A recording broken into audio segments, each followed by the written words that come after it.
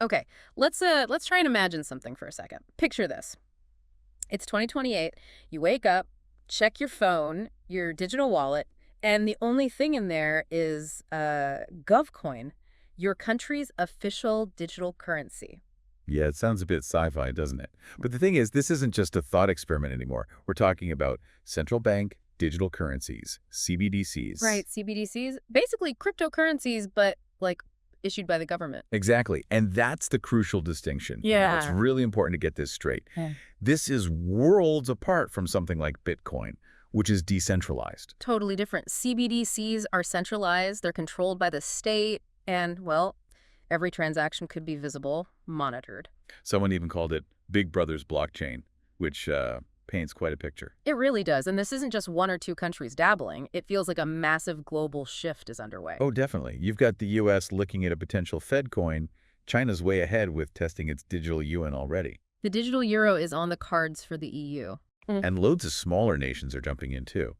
It's being framed as a kind of global race, a financial arms race almost. So taking that big picture view, what does it boil down to for you listening? I guess the massive question is, what actually happens when money goes fully digital and programmable? That's the $1 million or maybe the million GovCoin question, right? Yeah. Because programmability, that changes the game entirely. It's not just digital cash. Explain that a bit more. Programmable. Well, it means the issuer, the government in this case, could potentially embed rules directly into the money itself. Rules like? Like when you can spend it, where you can spend it, maybe even what you can spend it on. Whoa, okay. So, like, imagine your money could only be spent on certain things deemed healthy based on some score. Is that the kind of thing we're talking about? That's the sort of potential control some sources are flagging, yes. Or think about money that has an expiry date. Expires, like use it or lose it. It's exactly, to stimulate spending.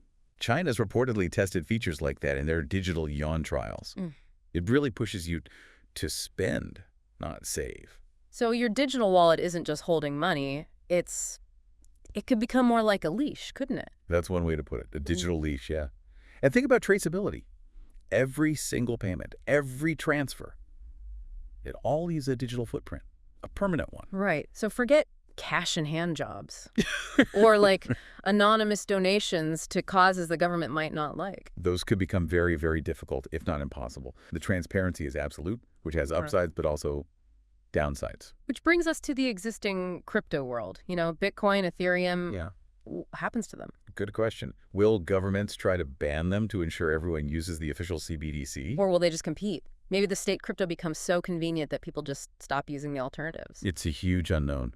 And the stakes get even higher when you think geopolitically. How so? Well, imagine you live in a country with a, shall we say, less than stable or trustworthy government. If the state controls the only form of money, and it's digital, they have immense power.